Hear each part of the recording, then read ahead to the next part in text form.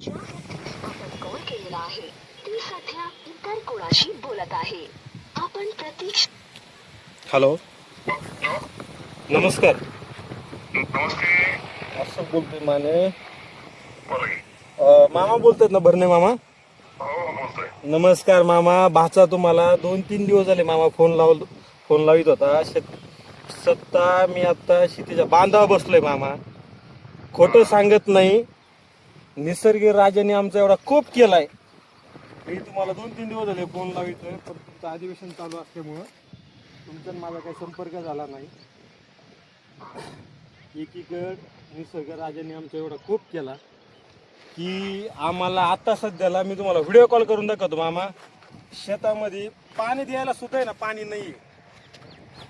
आणि आम्हाला वाटलं होतं मामा, तुम्ही ह्या बाच्यांचं डोक्यावरचं कर्ज तुम्ही कोरा म्हणलं म्हणून तुम्ही कोरं करता मामा, पण तसं काही झालं नाही. अहो खरंच आज आमच्या म्हणजे एवढी वाईट परिस्थिती मामा की आमच्यासारख्या तरुणांचे, माझ्या शेजारचे, यांचे लग्न सुद्धा व्हायनात मामा. आणि तुम्ही कृषी मंत्री आहेत मामा. तुम्ही आमच्याकडं मायबाप सर. हा,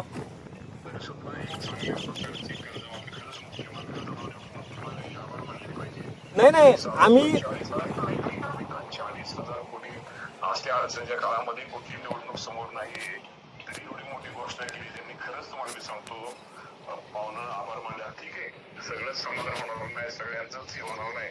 शेतकरी अडचणीत आहे. मला मी पण शेतकरी, मला माहिती आहे शेतकऱ्यांची. तुम्ही म्हणता तशी अवस्था शेतकऱ्याची वाईट अवस्था आहे. पण आजची सरकारची पण तुम्हाला सगळ्यांना माहिती, बाकी सगळे पाहिजे नंतर त्यामुळे काही गोष्टी आपण सगळ्यांनी समजून घेतल्या पाहिजे. तरी 40,000 कोटी कशाला म्हणतात? आणि ऐतिहासिक कर्जमाफी इतकी सोपी नाही. म्हणजे मुख्यमंत्री शेतकऱ्यांच्या वतीने मी आभार मानतोय.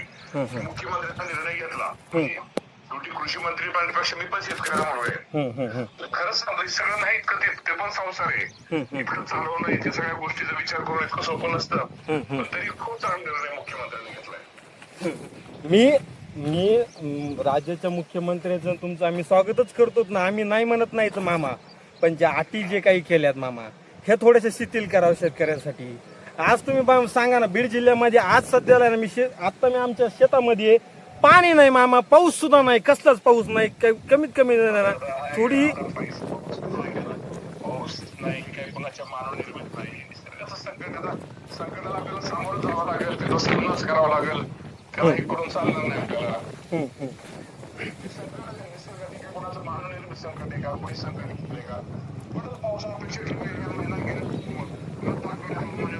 पाऊस आपल्याला पडावा या अपेक्षा ठेवायला दुसरी शेवटी शेतकरी अपेक्षेवर जगत असतो. अपेक्षेवरच राहिलं पाहिजे. आता काय शेवटी निसर्गाच्या पुढे गेल्यानंतर संकट आहे, हे काय राज्याला देशाला संकट आहे सगळ्या. तुम्ही जी शेतकऱ्यांची कर्जमाफीचा जो निर्णय जो घेतला मला तो आवडला मामा, तुमचा 100% आवडला. पण थोडीशी त्याच्यामध्ये शिथिलता द्या मामा.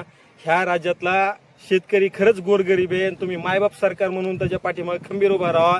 ही बीड जिल्ह्याची नाही तर उभा महाराष्ट्र सुद्धा आहे ना, कळकळीची विनंती मामा. त्याच्यामध्ये थोडे अटी जे हे केलेत ना मामा, थोडेसे त्याच्यामध्ये ज्याच्यामध्ये बघा मामा, सगळी शेतकऱ्याची कर्जमाफी म्हणून कोरा करा म्हणून जे म्हणले होते ना, जे राज्याचे मुख्यमंत्री म्हणले होते तेच मामा आम्ही म्हणतो. बाकी दुसरं काय नाही म्हणत मामा. खरंच आर्थिक परिस्थिती सरकारच्या अडचणीत असताना सुद्धा मी चांगला निर्णय मुख्यमंत्र्यांनी आपल्याला दिलाय. शेवटी जे मिळतंय त्याचं स्वागतच केलं पाहिजे. 56 लाख शेतकऱ्यांना त्याचा फायदा होणार आहे. बरोबर, ठीक आहे मामा. आता तर तुम्ही म्हणतायत म्हणलं, पण नाही ऐका सर, सगळं मी तुम्हाला सांगतो तेवढंही नाही. मी तुम्हाला खोटं तुमच्याशी नको बोलायचो, तुमच्याशी गोड बोलायचो, तुमच्या मनासारखं बोलायचो. मला स्वभाव नाही. मी पण शेतकरी, मला पण तुमचं दुःख कळतंय, तुमची काय चूक नाही त्याला कळतं. त्यामुळे तुमची काय चूक नाही, पण शेवटी आपला संसार असतो, घरातला आपल्याला कारभार कसं असतं ते. मुख्यमंत्री कारभार ठीक आहे, करू आपण त्यात काय अजून शेतीला काय आणता येईल का, काय मदत का, बघू भविष्यात काय होतं. चालेल. धन्यवाद मामा तुम्ही बोलल्याबद्दल, तरी आमच्याबद्दल. ओके.